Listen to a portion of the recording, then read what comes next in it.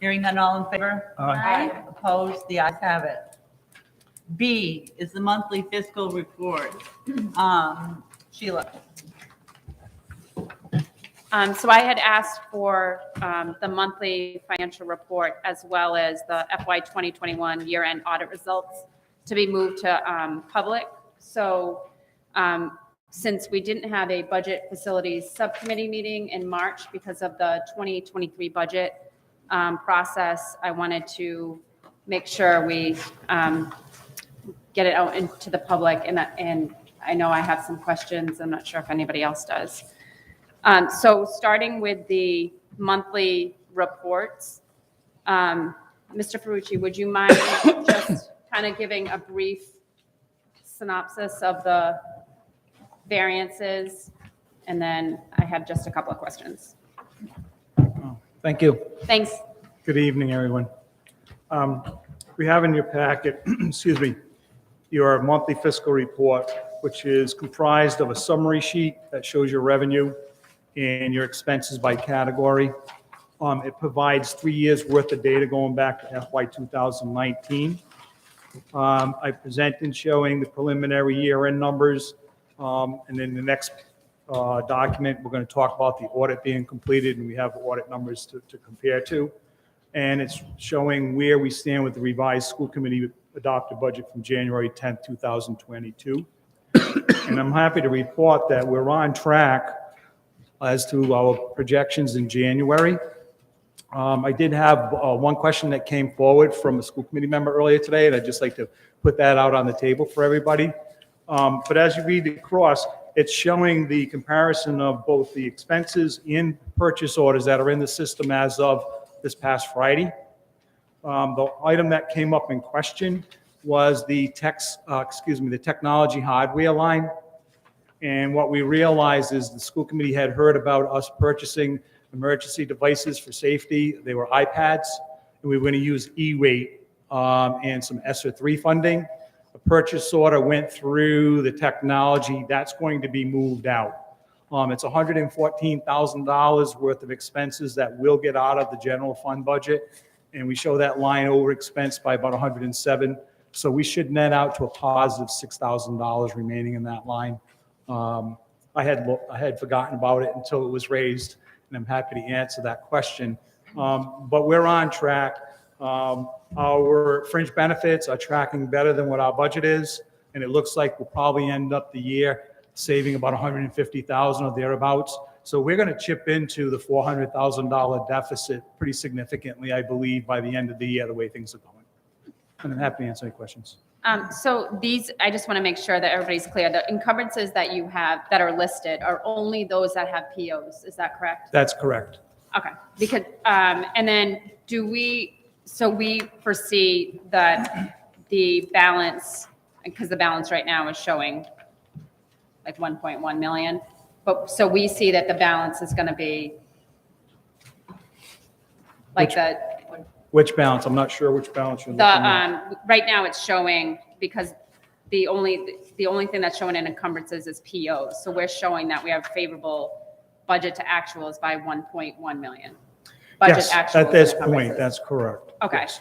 So are we going to go forward? Are we going to like put in, like meet with people and put in other like forecasted amounts, like refs and coaches and things that we know that we're going to spend for like spring sports, or that I know that there's like a webinar, there's like some web software. We still have our graduation pieces. We have some year-end Right. purchasing. So the things that are budgeted, we're going to keep folks within budget. Okay. We're trimming additional expenses in order to eliminate the $400,000. Okay. So out of that 1.1, I would expect to spend the $700,000 or thereabout and get to a balanced budget before the end of the year. Okay, perfect. That's what I wanted to know. Thank you so much. Anybody else? Hearing no one, I need a motion to approve. Motion to approve. Is it accept or approve? Let's accept Accept. Motion to accept. the monthly Second. fiscal report. Discussion? Hearing none. All in favor? Aye. Aye. Opposed? The ayes have it. Moving on to C in the consent agenda, the FY 2021 year-end audit results. Sheila asked me to pull these as well, so Would you mind explaining it to her? Happy to do that as Thanks, well. As you'll recollect, back in November, I provided to the school committee a updated year-end position for school year ending June 30th, 2021. We compared that year-end report to what I had presented to you in the summer, and any variances, I addressed those particular issues. At that time, I had indicated that we were turning over all of our general ledger systems and our financial reports to the auditors that have been hired to come in, Markham and Associates. And I had indicated that there was a slight reduction in the projected surplus. This evening, I'm happy to report that the audit is complete. The only thing that's remaining to be done is the filing of the municipal report, which I'm working on now, so that should be filed by the end of the week. And the auditors will, in fact, be able to sign off on a final audit for FY 2021. They have provided all the financials to the town of Bristol so that they could do their bond application. There's no substantive changes within those fiscal reports. It's just the final sign off on our last task that's in front of us. And so for this evening, I'm presenting to you, the school committee, the audited results in comparison to what we turned over to the auditors back in November. And I'm extremely happy to state that the auditors have gone through our records, excuse me, and according to the information I gave you in November, there's $1 difference in the revenue as to what they had me put through for an audit adjustment on a $54 million budget. And on the expenditure side, they took $40 in additional expenses from what I reported to you back in November. And so the surplus for the year as audited is $279,339. And if you recollect back when I made these announcements in the summer, we had said that we would dedicate these surplus dollars into the technology fund because you had passed the technology capital budget. And anything in excess of that would go into reducing the unfunded portion of your capital expenditures. So I've explained that as well. So we'll move forward on committing these funds to doing those types of things and redeploying them. But given the turnover and the effort, I'm extremely satisfied and happy with what the business office has been able to do and to give you these kinds of records that have been audited to be very substantially supported by the efforts in the business office. So I want to thank my staff in achieving these excellent results. Yeah, and I really appreciate your staff. If you can let them know that we thank them for all their hard work, you as well. I know this has been a really difficult task, and you came in and you hit the ground running. I appreciate all your efforts, and thanks for briefing everybody out. Does anybody have any questions? No. The only question that I have is, do we need to approve this, accept this, to move it forward? What is the action that we're taking tonight? For this evening, it's just advisory. There's no action necessary. Okay. When the final document comes from the auditors, I will make sure that all the school committee members receive a copy of that. And at that time, if you wanted to present the actual document, we can have the auditors come out and present it. But this was just an advisory tonight to let you know where we stand. Thank you. Thank you very Thank much. So we're going to. So motion to accept the fiscal year 21 annual audit update. So moved. Second? I think so. Sheila seconded. Oh, all in favor? Aye. Opposed? The ayes have it. All right, now we come to our presentation of the night, which is the Bristol Warren Ed Foundation update. Thank you very much for coming, everybody. Thank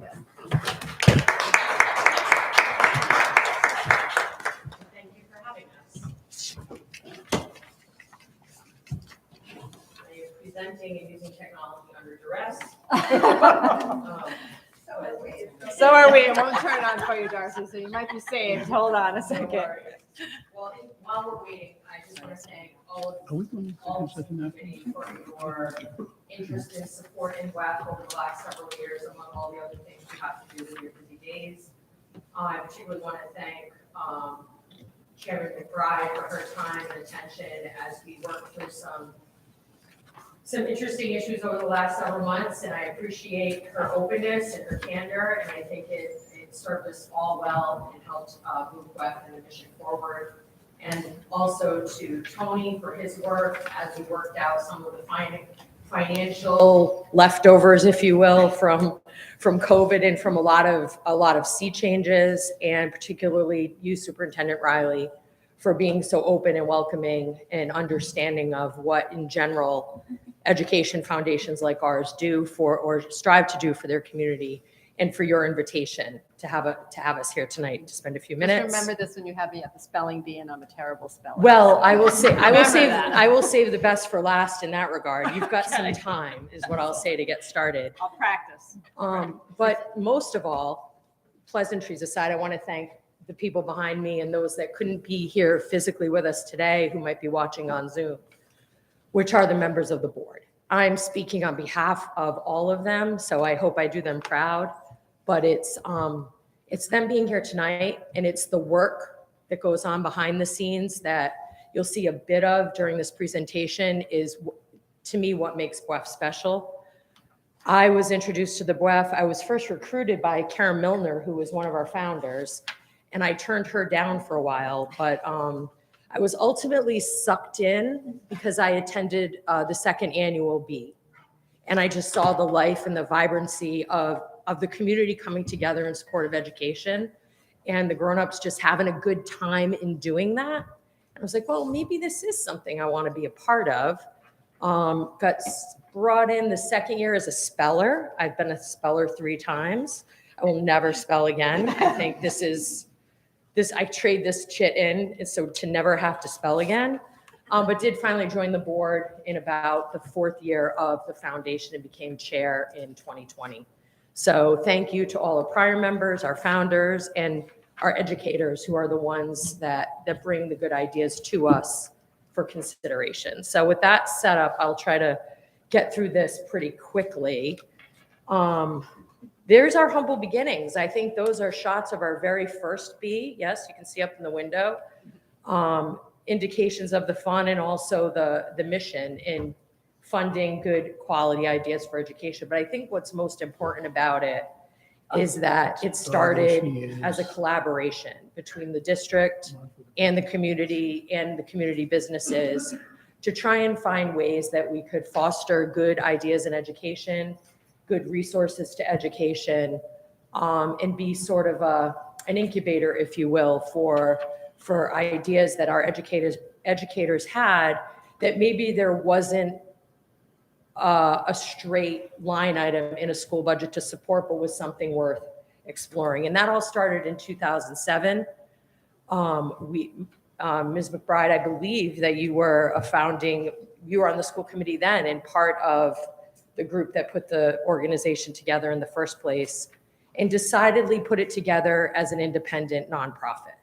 But So but the vision was Dr. Mara's. The vision was always Dr. Mara's vision. And we just followed along, but all credit, I think, in the end goes to Ed. Yeah, all credit to Dr. Mara for his great idea, and credit to the community for getting it rolling and keeping it going. And thank him again, as we did after his second tour of duty here at Bristol Warren. We celebrated him and gave him one of our only Founders Award. I think it's a one and only. I don't think this is an annual award, but well deserved by him. We've evolved a little bit. We changed our name. We changed our logo. Very exciting. We did that twice. But the point and the primary goal is to be a catalyst for good ideas. And the good ideas predominantly come from our educators, almost exclusively from our educators in one form or fashion. So I'll move on to that. What do we do? We raise money to fund good ideas, and we collaborate with the community to do just that. Are you looking for a picture of yourself, Victor, in the deck? No, I'm not in I there. don't think there's one in the deck, but I'm sure I have one somewhere I'm that sure you do. I can put online if you'd I was just like. complimenting Erin on hers. Very well, very well. So this is a few pictures from over the years, but our primary focus areas is our grants program. We also have a scholarship program, which I'll get to a little bit later. And again, collaboration with the community. We've done a lot with local business. We've also collaborated and continue to collaborate with our health equity zones, both in Bristol and now in Warren. And we've got some great new ideas that are going to come forward in the next few months in that regard. But again, it's really about, most importantly, our grants. And I don't want to dive too deep into specific grants, but I do think it's important to walk you through. Some know, some think they know, some don't know at all exactly what the grants process is for the Education Foundation. Essentially, once a year, we announce that applications are open for our grants program. Educators in the district are invited to apply, and they fill out an application that brings their idea to us. It is rooted in the curriculum of the Bristol Education, of the Bristol Warren Regional School District. So we have a rubric that has 7 criteria that are graded from 1 to 5, from weak to wow. And every question about that application, from who it will impact, where it ties to curriculum, how it will be executed, and how it will be measured, are tied to what's going on already within the district. Those applications are submitted. They are reviewed by an independent grants review committee, and our grants chair, Mary Braybeck, is here. She is a Bristol Warren grandparent who has grandchildren in the district. She's our grants co-chair. They, along with their committee, review those applications and score them from 1 to 5. They meet together, they discuss each and every one of them, and they make decisions about go or no go and level of funding of those grants based on that criteria. They bring that discussion and that decision to the greater board of the Bristol Warren Education Foundation for discussion. There's a vote on that grant slate, and awards are made based on that. And those are all for the following school year. And grants are announced, and educators get to know that their good ideas are funded. Every school is impacted, not exactly the same way every year. Again, it's teacher driven. So it starts first with the application. There's no application, then there's nothing to consider. But it is very much, I've got some personal favorites. Some for the very smallest of communities, which is Literary Pen Pals, which is a grant that started at Cole School and is now at the middle school, where there's a couple of classrooms that read a book. And other people in the community that read the book are from our local senior centers. And our 6th graders correspond with our seniors in the community about what they're reading. And it's just an amazing connection of community, of generations. It's a smaller group of kids that are impacted each year, but it's just an incredible symbol of what you can do with education to bring a community together. It's one of my personal favorites. But we also sponsor things like Nature's Classroom, which the entire 7th grade got to do until a couple of years ago, and we hope they get to do again. There's a grant that's been out there in years past, One School, One Book, where literally an entire school reads the same book. And you start reading it together at a community event, and then you go home and finish reading it and bring your conversation into the home about what you're reading. So again, these are wonderful ideas. I thank the educators who take the time to make those applications. And I thank the members of the community that donate to BWAF to make it possible. And those are individual contributors through our annual appeal. Some people donate once a year. Some people donate online every time they have a spare $25 and they want to put it to a good cause, as well as our businesses in our community. We do our sponsorships, and we have great local community sponsors all the way from Medical Associates Rhode Island, People's Credit Union, and a number of other local businesses, big and small, that believe in what we do and believe in the power and the importance of a good quality public education system. So the other piece that we do, it's not a lot of our dollars, but I think it's important, and again speaks to our mission, is our scholarship program. We have awarded 4 scholarships so far. We have applications this year for our 5th, and that goes every year to a graduating Mount Hope High School senior based on an application and an essay that's not just academic, but also community driven. So part of the application and part of the consideration is their demonstrated commitment to the community. And with that application, we have Mount Hope High School students with a little token of appreciation from the Education Foundation right now at Wesleyan, Tufts, Roger Williams University, and UNC at Chapel Hill. I'm going to say go Duke from a basketball perspective, but I'm very proud that we have a Chapel Hill, someone at Chapel Hill representing Bristol Warren right now. So that is really the impetus of that was with our longtime board member, Joe Chulo, a retired educator, and still tutor who's here with us tonight. He's our favorite board member. So I'm just going to say that. He's just a wonderful, wonderful man who's brought so much to the foundation. And then the community engagement, I touched a little bit on that with Health Equity Zone, but we've done community conversations on important issues facing our kids and our families. We've done film screenings of documentaries on how social media and technology are impacting our kids. Again, not the core mission, but something that I think does brings to the community that brings value and should be recognized. So where are we going? Grants, thank you for opening your doors again, because grants are up and running again. I'm getting pictures, I'm getting reports, I'm hearing things. It's wonderful because I think one of the things that BWEF lost in COVID was actions, not words. And the actions of BWEF, I think, speak in volumes because we were seeing it all the time in our schools and in our community. And we just, when COVID came, it didn't kind of stop, it really stopped short of the just-in-time program that we implemented to try and do our part to respond. But we were absent the fun and the joy. And even though my board showed up once a month on Zoom meetings and we were still out there trying to, keep the wheels on the bus, the joy of the mission and seeing the mission in action was really missing. And I'm so glad to see it starting up again. So we're grateful for that. We're looking forward to our next grant class. You see some former B champions up there at the moment. I will tell you that we are not having a B this year. The bee is tired. The bee just wants to have fun. So instead of a competition, we're having a party. And in fact, we're having recess. We're having recess for grownups. I hope you'll all be able to join us. We are pivoting from the field house at Roger Williams University, which has been a lovely host of ours for several years. But this year, we're going to try something a little different.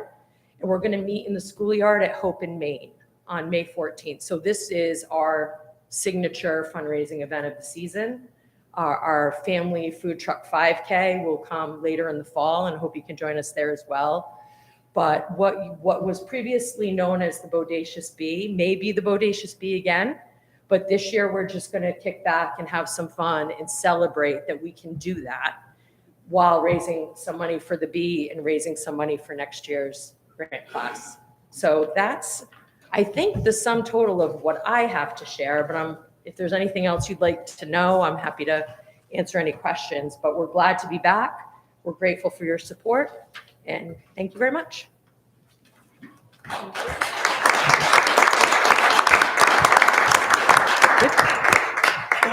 Thank you. I thoroughly enjoy the recess idea.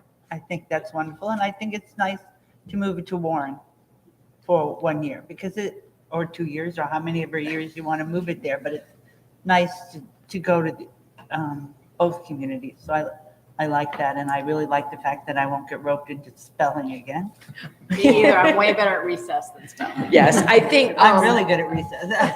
I think just the idea of outdoors still being the preferred notion, and candidly, I didn't say this in my presentation, but Hope in Maine has been one of those community collaborators almost from its inception.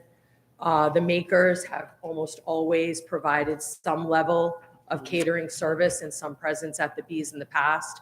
So a shout out to Lisa and her team at Hope in Maine. I sent an email and said, I know we can't go in the building because they've sort of repurposed the building for the kinds of food services they're providing now. But can we use the schoolyard?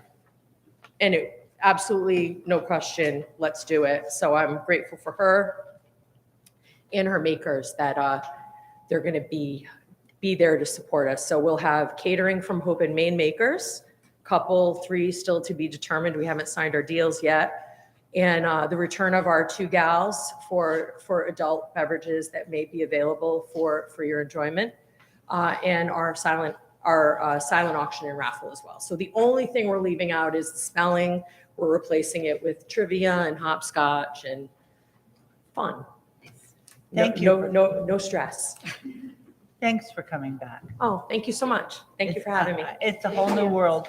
Yes, it is. And I think we're all happier for it. Did anybody have any questions on the committee? I actually had a couple questions. Thank you very much, Darcy. It was very informative. I am curious the timeline. I know that the grant process ended in Friday. So what is the timeline? Generally, the grants process, the deadline did end on Friday. As of Friday, I believe we had 13 applications. We did, upon request, grant a couple of educators extensions. They wanted a little bit more time to put the finer points on their application. So I defer to my grants committee chairs who said that was fine. Generally speaking, we try to announce the grant slate for the following school year before the end of this school year.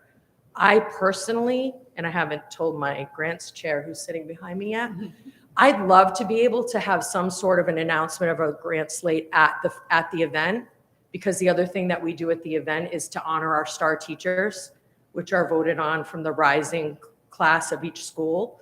I know who they are, but I can't tell you because we saved that for May.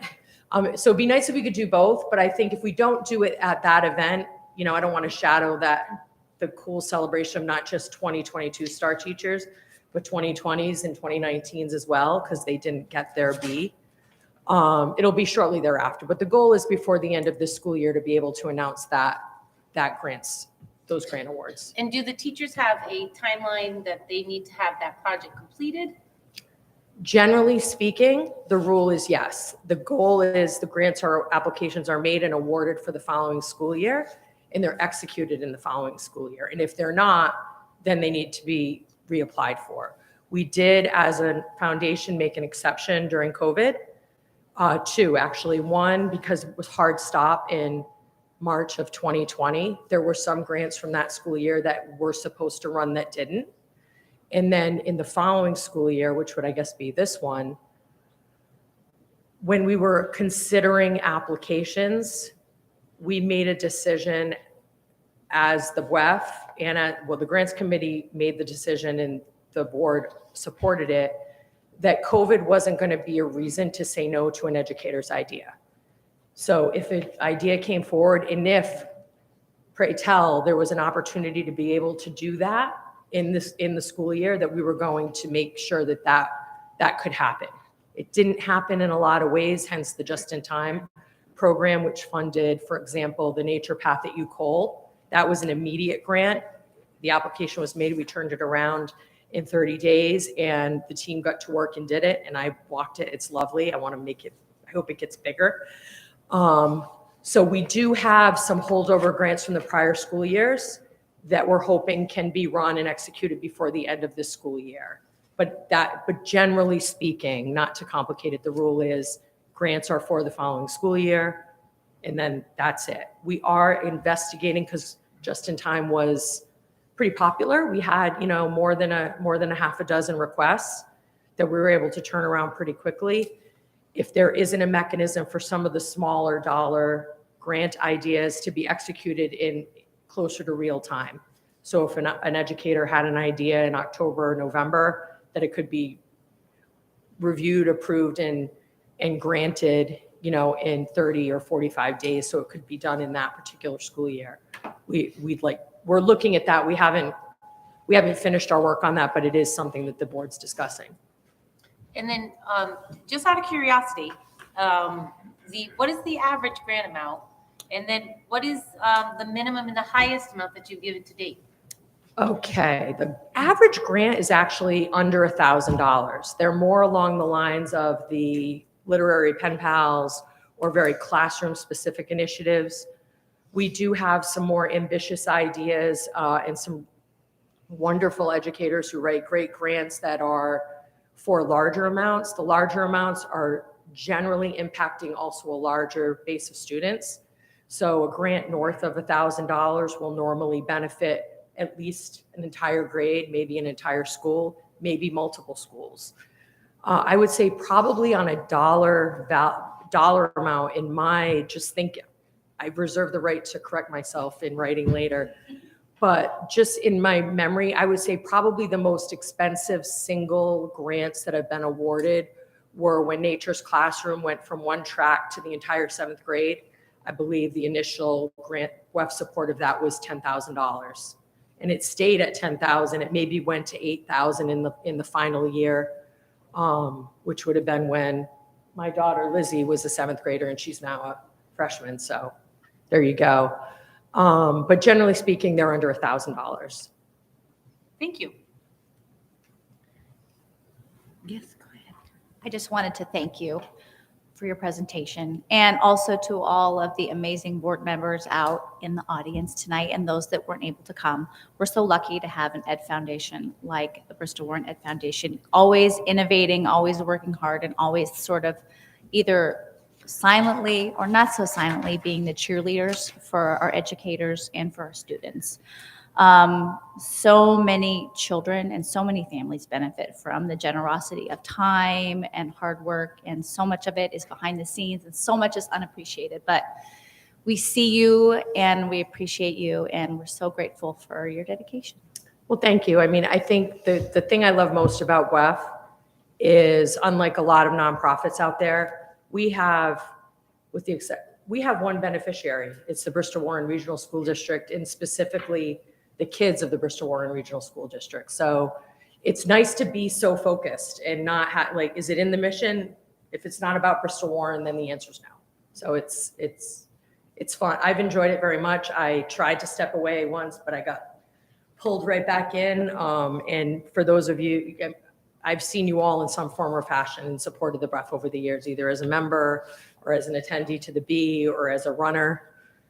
I run the food truck 5K. I don't run the food truck 5K. I will never actually run, but I like that one because it's not an adults only event. That's our family event.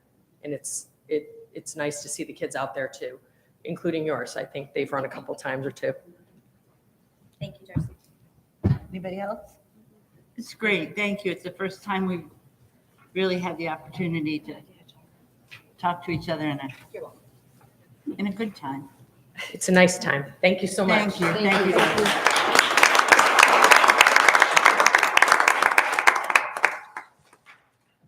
All right, next on the agenda is going to have some interesting discussion, and that's the calendar for the next school year. Okay. Superintendent Riley. Sure. So we did model our calendar after the statewide recommended calendar.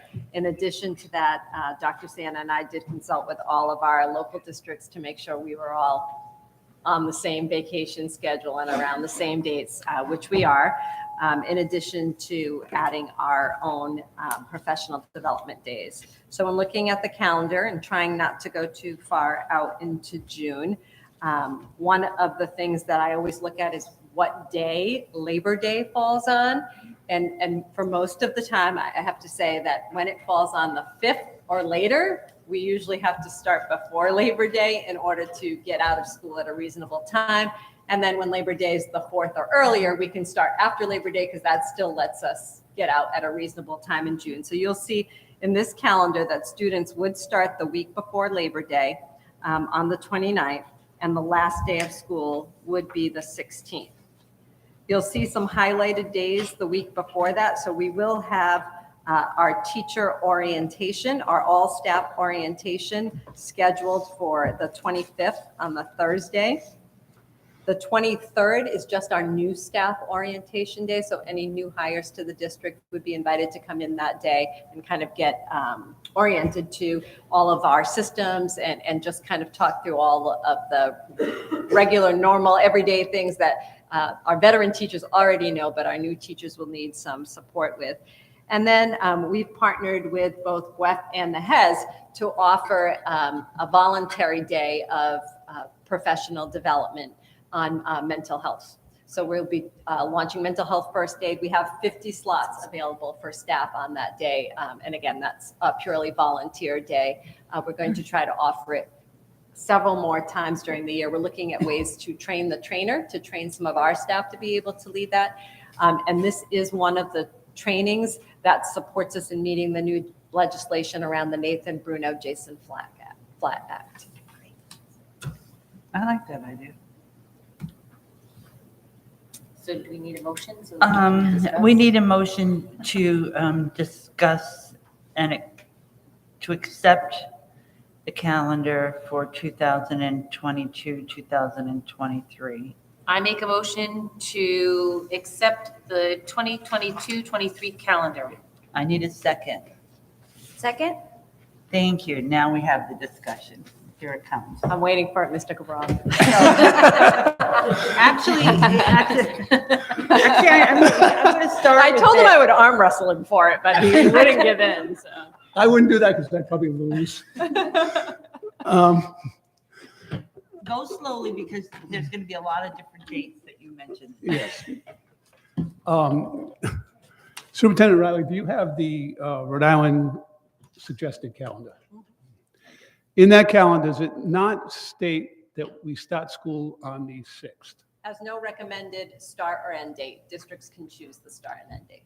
Okay, so we can choose any day we want, including the 6th, is that correct?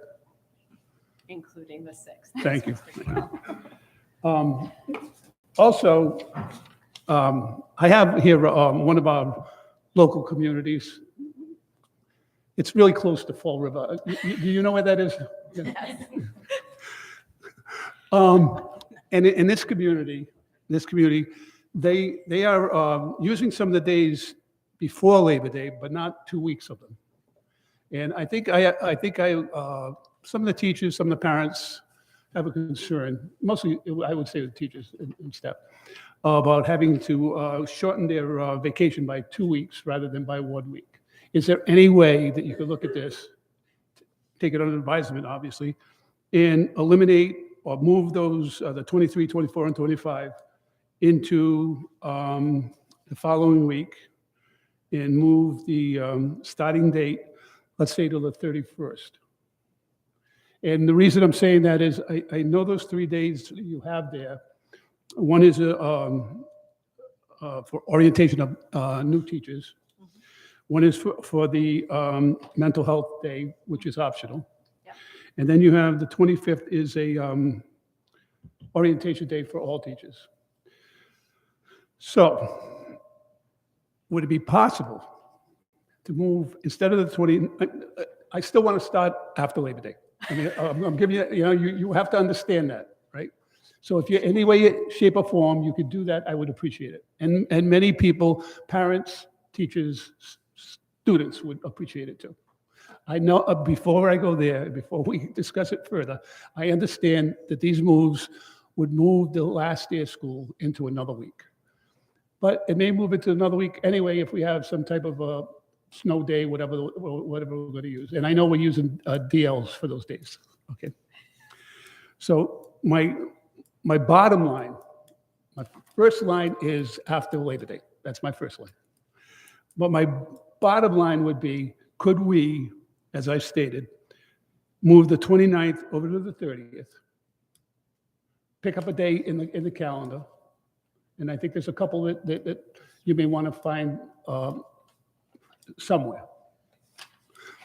And then you're just affecting the new teachers on the 23rd. The teachers don't have to come in on the 24th. They come and we can encourage it, but they don't have to. And then they don't have to come into school until the 29th, and that gives them the whole week back. just as a suggestion. And I don't know if are we going to take a motion tonight or not? I, Can what I I would make a like to do, suggestion what I would like before to you do make is a have a motion? discussion back and forth. And then we'll have a lot of amended motions until we get to the motion that we're happy with. Well, could we not table this and vote on the next meeting? Or do we have to do it? No. Well, let's see where we are amongst the people here. I don't know that we're so far apart. Yeah, we have been getting a lot of requests for the calendar just from families to plan and do Right, that. but no, right now, no one has this calendar but us right now. Is that correct? Well, it's public because it was on our agenda, but yes, Yeah. it's a draft. Well, that's what And we I mean. did share this with the union ahead of time. Okay. So what I would suggest, if you want to make an amendment, you would amend it to say that, listening to what you had to say, that you would amend it to say that school starts the day after Labor Day and ends the third week of June instead of the second week. It would be the 26th because the 19th is actually a holiday. We just don't have it highlighted on our calendar because school ended on the 16th. So if we started after Labor Day, our last day of school would be June 26th. June 26th? I thought it was Oh, June after 9th. Labor Day. If you started after Labor Day. Why don't you just make an amendment to start it after Labor Day and ask the superintendent to review all of the days off and things to see who's possible. So could I, before you make a motion, that we have gone, I went over this with Mr. Cabral. We really don't have a lot of wiggle room in this calendar. The one thing we may be able to do is we still have one contract to negotiate, which we do have a holiday, January 2nd, because the 1st is on a Sunday. The 2nd becomes a state holiday for some of our staff. And so during those negotiations, if we're able to negate that, we could take that one day off for your second choice, if we could come somewhere in the middle, Mr. Cabral. If that were to happen, we could amend the calendar to shift the first day of school to the 30th. The teachers would come on the 29th, and only new staff and the mental health PD would be that week before. If I could just, that could be something we could amend afterwards, if you would be willing to consider that. I'll just throw that out there as Well, my piece offering. not understanding the contracts. Are you saying that the January 2nd? I know that the staff is entitled to that day, Sunday off to make up for the first. Is that correct? Our Council 94 staff has that in their contract. Yes. Okay, but that's an issue that you're going to discuss. That's one of the Okay, issues. thank you. correct. But again, fallback position. I will not vote yes for the calendar that is presented.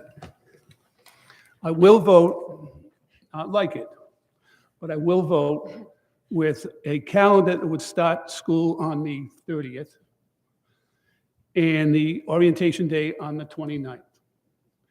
And you brought up the fact about the 19th. Now, is that a holiday or it is an observation day? What do they mean by It's that? an observation day. It's on the RIDE calendar as an observation day. Right, but it's not a holiday It as is such. not a state holiday. All right, okay. I think that's all I need to hear, and other than the fact that I make a motion to start school after Labor Day. Why don't you Mr. let me Cabral, can I ask some a of the clarifying- other, I was going to say, before you make any motions, let's talk to the other members of the school committee to see how they Carly do. wants- Yeah, I know Carly wants to. I just wanted to clarify, were you saying that Tiverton's calendar starts after Labor Day? I do know we have teachers that Say work. again, please? Did you say it was Tiverton that it has, I didn't it's say starting which after Labor community Day? it was. Would you please share with us so I know? Yeah, we're It's discussing Tiverton? But Okay. Tiverton is not starting after Labor Day. Okay, What Tiverton's doing is, their PD days are also DL days. Right? Okay. We're not doing that this See, year. that's how they're manipulating around the PD days, so that they can get them all into the schedule. okay. But Carly, their starting date their starting date was which date? Was it? You remember? September 1st. September 1st. Yeah, that's where they're starting. Okay, I don't really hate to tell you, I don't have a problem with this calendar as it stands. It looks thoughtful, and it looks like we have appropriate holidays that we're taking care of. We're ending at a decent time in June. I think it looks great. I'm happy with it. I will vote in favor of the calendar. Thank you. And I'll just say, since Mr. Cabral brought up the PD days, this year we did the PD/DL days. That was very difficult for both staff and for our families. So what we did this year is 2 of our PD days are actually primary day and election day, where kids don't have school anyway.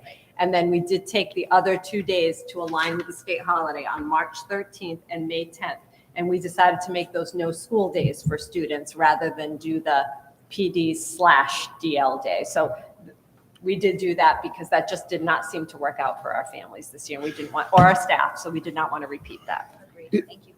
In the same area, I believe that that other community is not doing anything on those days. They're taking the day as a day off. Is that correct? I know you have the. They're saying PD/DL. Maybe it worked for their community. It just, we did not find that it worked. But Our staff. election day is the 8th, is that correct? November 8th, yes. On this community's chart, they have that as a no school day. Correct. And then the primary, but they are in school on the primary day. No, they have that up too. It's No, the you 13th. can't, You there's can't. there's That's a a law, state you law. can't. Oh, yeah, primary day. Okay. They just used all their DL as all their PDs as PD/DL days. But we can use them as PD days, correct? Those 2 days, yes. Yes. Yeah, like I said, we shared it with the union ahead of time. We did agree to use those You're days awesome. as PD. Thank you very days. much. All right, I'm turning to my left. Tara? anybody? So I just have a question, and I did ask some of them already. But just to let everybody know, the April vacation is going to be the 2nd week versus the 3rd week. Because this year it's the 3rd week, next year it will be the 2nd week, but that's in consistency with the state calendar. Mhm. And with Not all our necessarily the neighboring Massachusetts communities. calendar, It does not match the Massachusetts calendar. just so that's out there I now. did bring that up Okay. at the state level, but Okay, it was too late. Most people had adopted their calendar. all right, nope. And so it's that Okay, so second the week. we're in line with the state, but not with the other state. Correct. Okay, and then my next question is, if we were to have snow days, because I agree with you, thank you very much for taking DL days away from the PD days. They were not successful for my family, so I appreciate that. What would we be doing for snow days in this coming calendar? So we would make those DL days, but remember, Okay. everybody would be home. Staff would be home and our students would be home. So those would So be they real would be- DL days.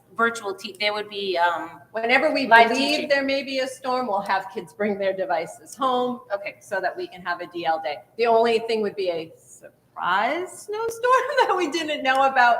Might be the only day that we would have to consider a makeup. But for the most part, we get a pretty good notice around whether there'll be a storm, and we can do it just in case. If we hear there may be a couple of inches, we can send devices home with students just in case. So our goal is to target DL days for snow days so that we don't have to make up any days. and we would not be extending past the last day of school in most circumstances. Correct. And then my other question, I know the 2nd is, and again, I have no problem with the calendar, but I do see Victor's point, and I have no problem if we can, I would agree with that if we can fix that. What about the 23rd? Is that a date It's that, the same with those 2 dates. Okay. They're both, That I was think we my could question. accommodate one or the other in our negotiations, but I don't want to presume that. And that's Okay. why you're getting the calendar as is.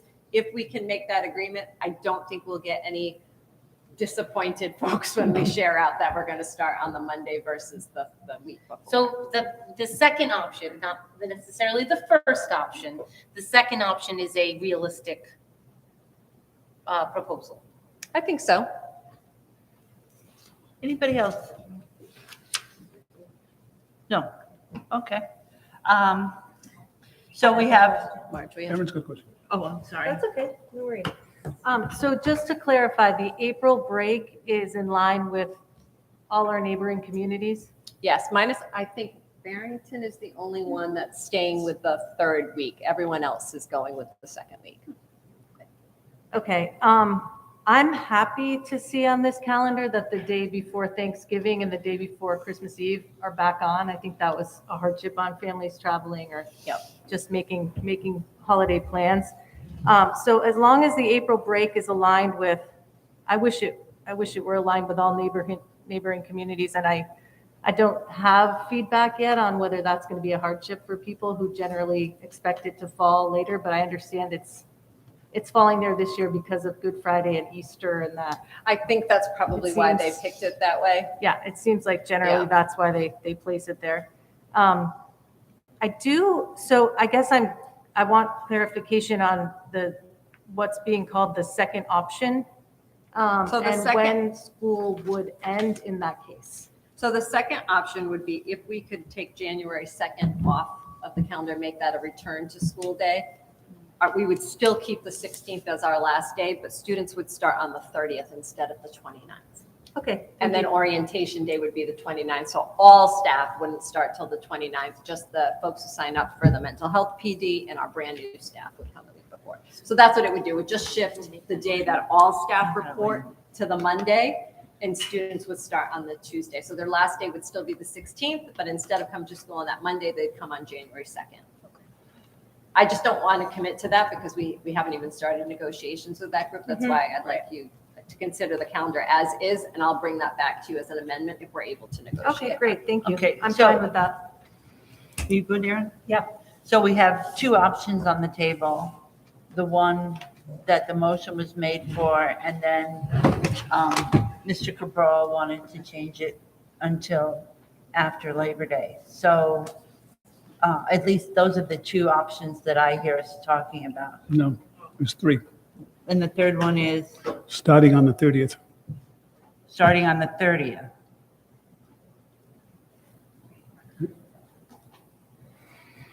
No, that's option number 2. That's option 2, I thought. Well, the first option is what you have in the, Oh, first option is accepting it as, right. As it is. The second option is starting on the 30th with teachers or with students. No, the orientation would be the 29th. And Tuesday, the 30th would be the first day of school. Yes, and the other 2 days would stay right where they are. And the third option is, My starting option, Labor Day. after Labor Day. all right. So do you want to make your motion you to want me to make it? amend? Yeah. And we'll see if you have the vote. Of course, yeah.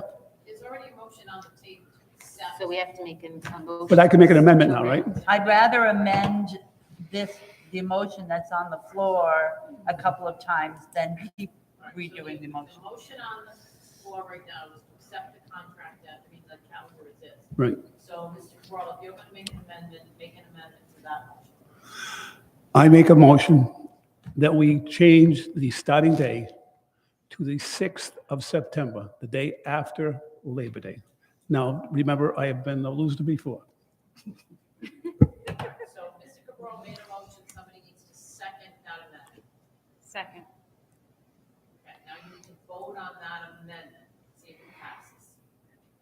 All in favor?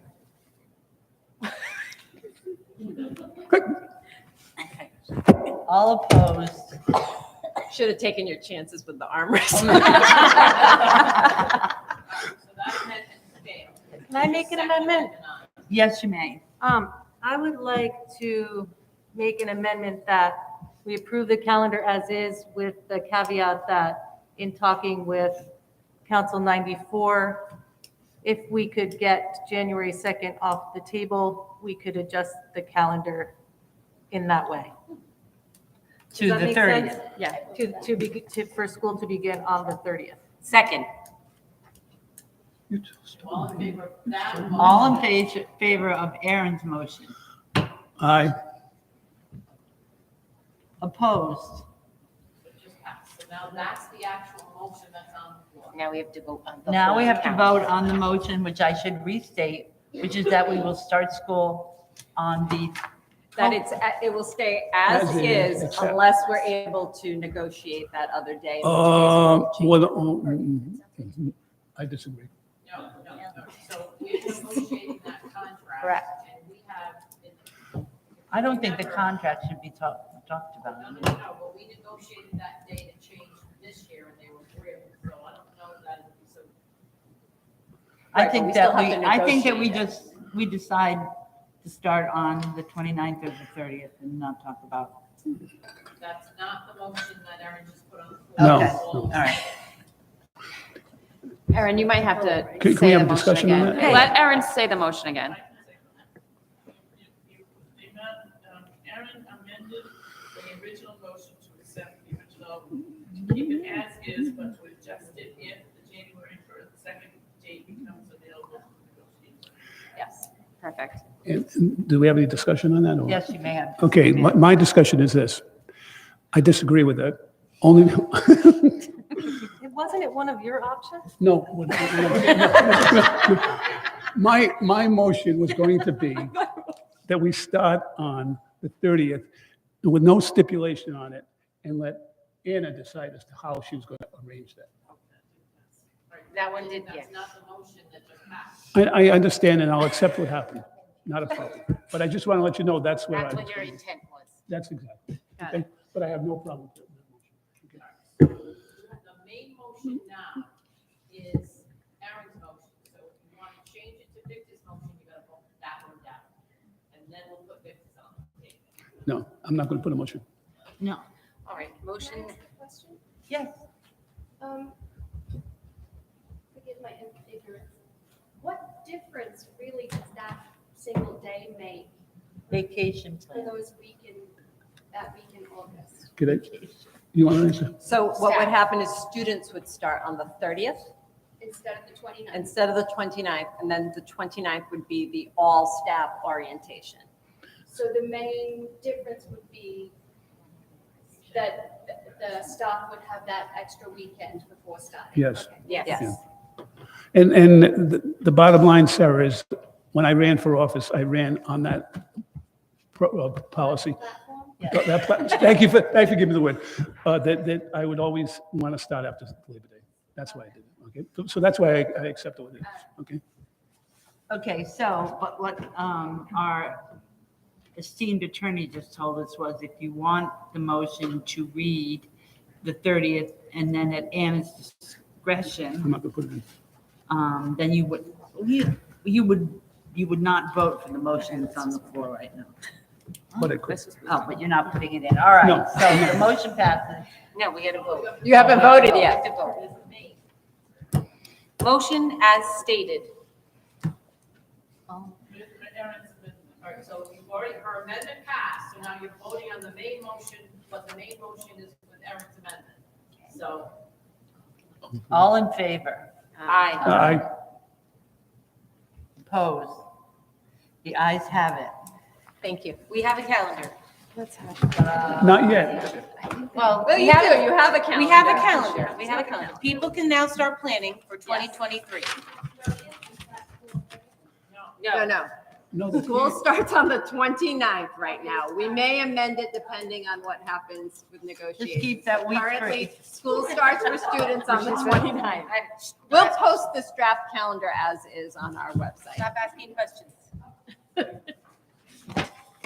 Only a sister from yell. Okay, moving forward. Yes. Under discussion and/or action, the IRS audit results and authorization to pay requested withholdings. Superintendent? Sure, so anytime an item is not unbudgeted for, I will bring it back to the committee. So this is the result of an IRS audit. So we had one finding, I'll let Mr. Ferrucci go through it if you'd like. But this is outside of what we had budgeted for, and so that's why I'm bringing it to the committee for their approval. So Tony, I don't know if you want to just walk us through that amendment. Actually, I think it speaks for itself. I tried to be as specific about what's going on. The only thing I can say, given all of the turnover and all the issues that you faced over the years, internal workings of your business office did hold on to the integrity for the most part. To have thousands and thousands of payrolls and thousands of AP checks get processed and only have 2 items come up. And one of them clearly was an oops. The other one, for whatever reason, came up. So you've got the details. If you've got any questions, I'm happy to answer any questions. I have a question. Oh, you want to go first? Do you want me to go first? Well, my question's probably just easier.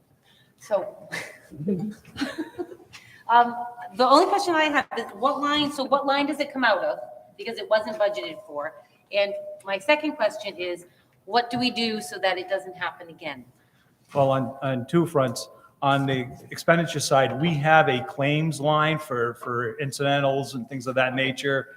If we have a catastrophe and we have deductibles for our insurance, there's nothing budgeted this year, so it will be an over expenditure on that particular line, but that's where you would see the cost. And I suspect how well the budget's going, that it shouldn't be a problem to absorb it and won't be a significant impact to the district overall.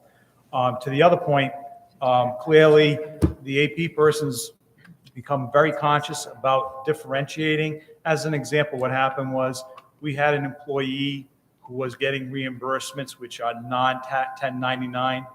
When they retired and they did something for the district and we gave them a consultant fee, that should have been checked off to get a 1099, but because they were set up originally in the system, it was an oops that went through.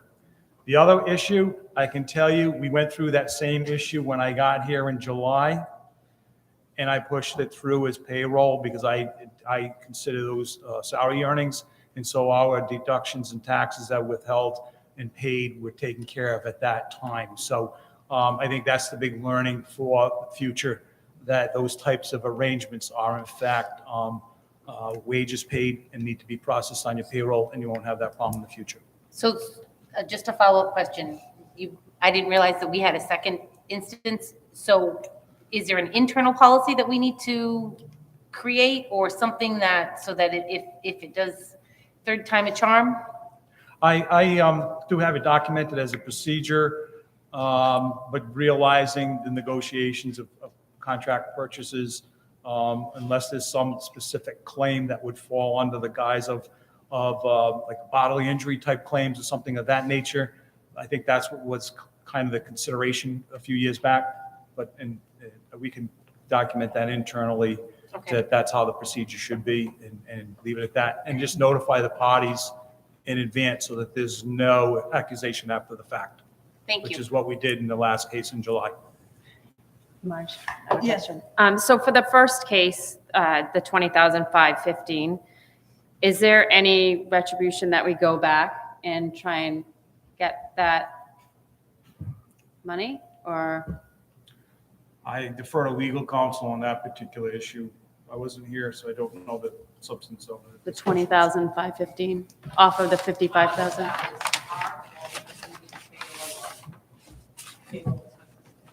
Well, it's because we gave the employer we paid them as a vendor versus paying them as a salary. No, I'm just asking, can we go to get the $20,515 back? I don't know that we can get it. We need to make sure that the person put it down on their taxes. But we're paying it, that's what I'm saying. Is there a way that we can get the money back? I think we need to take that into executive session. Okay. No, I think just procedurally, we're required to do the withholding as the employer, so we didn't do it, so we're liable for it. So we should have done it when it Okay, happened, so- which is what will be corrected in the future by doing it through payroll versus, yeah. Okay, so we're not gonna have this issue again. This is my, We weren't here. Now that we're here, no, we'll make I sure know, it you doesn't guys happen. weren't here, but it almost happened again, I know. So I just wanna make sure that, I believe that our administration will do everything in their power. And Mr. Brucci knows what they're doing, we should be all set. okay, thanks. We don't need to vote on this, we just, You do need to vote Yeah, on it. it is Without over remember, this is an $10,000. additional expense that wasn't in the budget. all right, I need a motion to approve this. Motion to approve. Second. Discussion. Hearing none, all in favor? Aye. Opposed? The ayes have it, and I think you're right, for all the payrolls we've done. Not half It's not bad. bad. It's not bad. It's not bad. I've heard districts be in much worse shape Oh, gosh, yeah. on their reviews. It just. All right, I need a Motion to go into executive session. So moved. discussion? No? To go into executive session, no. Well, I just. Which room should we go in? Discussion, no? All in favor? Aye. Opposed? The ayes have it, ladies and gentlemen. We're going to be going into open session. All right. We're going to be going into executive session pursuant to Rhode Island General Law 4246-5A for discussion of the following litigation and legal advice. Marge, it just goes out.